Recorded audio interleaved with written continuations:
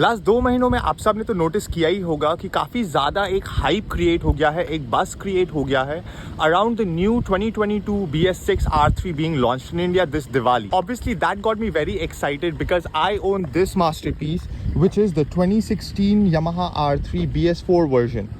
So I bought this bike used, guys, in around 2019 and it's been 3 years that I've owned this bike. So मैंने काफ़ी सारा modifications करवाया है in this time, and the prospect of the new R3 being launched in India, because I bought this bike used, I am the second owner of this bike. So अगर नया R3 launch होता है India में, because I love this platform so very much, I would have been very much interested into buying the new R3 as it would have been a first owner bike in my name.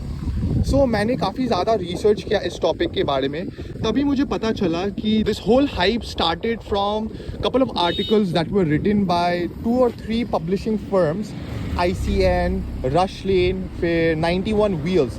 ICN is India Car News, फिर Rushlane is also a publishing house, magazine publishing house. So मैंने इन सभी का articles पढ़ा, guys, and that is when I came to know कि all of this is just speculation. None of this is said to be true, और ऐसा कोई भी hardcore evidence नहीं है that shows us that Yamaha R3 is being launched in India. So with my research, guys, I came up with 3 points why I do not believe that the Yamaha R3 will be launched in India. So चलिए अब हम ज़्यादा time waste ना करते हुए अपना पहला point में चलते हैं. So पहला पॉइंट होगा, guys, the lack of factual evidence. So अगर आप ICN का आर्टिकल जाके पढ़ो तो वो कह रहे हैं कि 2022 R3 दिवाली में लॉन्च होगा. It will be the same version that was launched in Indonesia, the version 2 of the YZF R3. सो अगर हम वो न्यूज़ पे चले तो मतलब कि बॉडी में कोई चेंजेस नहीं होना चाहिए. The looks of it will be the same that was released in Indonesia back in the days, और इंजन सिर्फ BS6 नॉर्म के साथ कंप्लाई करेगा. That is what the first article is trying to tell us. और अगर हम रशलेन के article का बात करें तो रशलेन का आर्टिकल में लिखा गया है कि the new R3 will be based on the new R design language of Yamaha, which is the new R15 version 4. जो नया R7 लॉन्च हुआ है अब्रॉड में, वो जो स्लीक नया डिज़ाइन है, they are saying कि it will be the new design that will be launched in India, and that I think is a little bit on the sketchy side, because अगर Indonesia में ये नया design language का R3 release नहीं किया गया है, that is the number 1 market for this bike. So India में वो रिलीज कर देंगे before Indonesia. It's a little bit of a sketchy situation which I am not gonna buy into it. उसी के साथ अगर हम जो थर्ड आर्टिकल है 91 व्हील्स का, उसका बात करें तो उसमें वो लोग डिज़ाइन और ये सब का ज़्यादा कुछ बात नहीं कर रहे हैं. वो क्या चीज़ का बात कर रहे हैं कि वो कह रहे हैं कि जो नया R3 है it will be the same as the Indonesia का R3, but it will have a brand new engine, मतलब अब पूरा नया designed engine, which again is not that of a concrete evidence. मतलब मुझे तो इसमें एकदम भी ज्यादा भरोसा नहीं है ये एविडेंस के ऊपर. So that was my very first point, guys, which is lack of factual evidence. कोई भी मीडिया हाउस प्रॉपर तरीके से फैक्चुअल एविडेंस के साथ हमें नहीं बता रही है कि अगर R3 लॉन्च होगा तो कैसे लॉन्च होगा, कब लॉन्च होगा, क्यों लॉन्च होगा, and all of those things. उसी के साथ साथ I will make sure to add all the links in the description box below, so आप खुद से जाके ये सब आर्टिकल्स पढ़ सकते हो अपने टाइम पर. उसी के साथ मेरा सेकेंड मेजर पॉइंट है the lack of any spy shots और any manufacturing details that has been given to us. So guys, आपने नोटिस किया होगा कि जब भी एक नया बाइक रिलीज होता है उससे पहले ही वो लोग टेस्टिंग वेस्टिंग करना स्टार्ट कर देते हैं on the roads. So mostly वो टाइम में क्या होता है कि वो बाइक के ऊपर एक कैमोफ्लॉज रैप कर देते हैं. So that camo wrap is suppose to not leak the design, the curves and the lines of the body to us. लेकिन जब आप उस कैमो रैप बाइक को देखते हो तो आपको एक काफ़ी ज़्यादा अच्छा आइडिया मिल जाता है कि ये बाइक कौन सा होने वाला है. That is how most of the rumours and leaks are also made up of. So अगर आप वो चीज़ को फैक्टर इन करते हो अपने दिमाग पर, सो अभी तक हमने कोई भी स्पाई शॉट्स नहीं देखा है नया R3 का.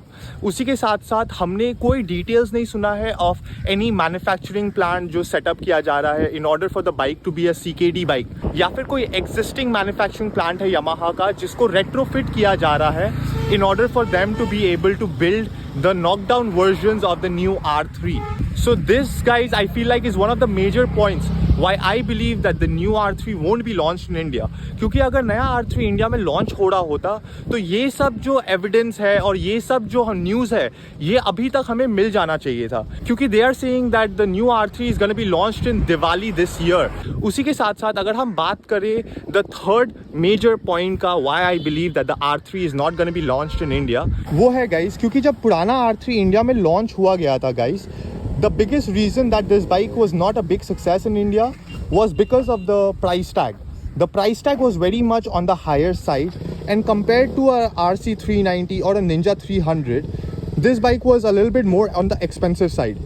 That is one of the biggest reasons why this bike didn't sell out a lot in India guys, and it was considered a big flop. उसी के लिए गाइज यामाहा ने काफ़ी सारा कॉस्ट कटिंग मेजर्स भी किया था, जैसे कि जो मेरा वाला वर्जन है, the very first year that the R3 was launched in India, it didn't have ABS. मैंने स्पेसिफिकली इस बाइक को ख़रीदा है guys the non ABS version because I didn't want a ABS version of the bike, लेकिन this was a cost cutting measure made during that time guys. उसी के साथ साथ they had also made a cost cutting measure when it comes to the tyres. तो Yamaha ने क्या किया कि जब नया R3 लॉन्च किया गया था, टू कट सम कॉस्ट, उन्होंने 140 सेक्शन का MRF का टायर दे दिया गाइज इस बाइक के ऊपर. It is a 300cc inline twin cylinder bike and with a 140 section MRF tyres. So that was a no-no from the very first start. So Yamaha had to do all these cost-cutting measures on purpose, guys, because bike को Indonesia से import करा जा रहा था as a completely built unit. It was being very much an expensive proposition in its segment, guys. और आप तो जानते ही हो कि हमारा देश में सबसे ज़्यादा वैल्यू प्रोपोजिशन को देखा जाता है एंड सबसे ज़्यादा अहमियत दिया जाता है. So hence why this bike was not a big success in India guys. क्योंकि उस टाइम में मैंने जब ये बाइक खरीदा था तो I bought it used and it was already a second owner bike and उसका मार्केट वैल्यू भी काफ़ी कम हो चुका था. सो वो टाइम में ये चीज़ मेरे दिमाग में काफ़ी बड़ा कंसर्न था कि what if the new R3 is launched in India next year and what if I miss out on that opportunity because I bought a used bike. But it's been 3 years guys that I've owned this bike and still now there are rumors only of the new R3 being launched in India. तो आप देख ही सकते हो कि कितना ज़्यादा uncertainty है इस topic के ऊपर and how we have not been given the clear cut information when it comes to this bike. So that is one of the biggest reasons guys why I don't believe that the new Yamaha R3 will be launched in India. क्योंकि अगर आप देखो current market को, inflation is at an all time high और अगर अभी Yamaha decide करता है to release the new R3 in India, they will have to do it as a CKD version, which means a completely knocked down version. अगर वो last time के जैसा एक CBU version bike करे guys, again there will be the same disease plagued onto this bike, which is it will be too expensive in its segment. Especially considering all the Chinese owned brands that are in India right now, जो 300cc के segment में नया नया bikes निकाल रहे हैं at a very very competitive rate, and they are trying to do their very best to make these bikes as highly packed with features as possible. So in this market, if Yamaha wants to be a success with the new R3, they really need to go above and beyond with the feature list. और अगर वो करते हैं, बहुत ज़्यादा features ढाल देते हैं इस बाइक के अंदर, नए बाइक के अंदर, so what is gonna be the price range guys? That is the biggest question.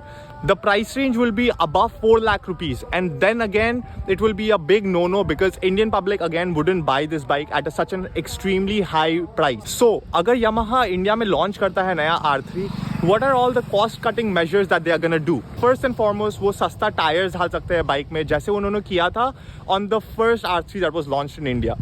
उसी के साथ साथ there are a couple of other things where they can also cheap out.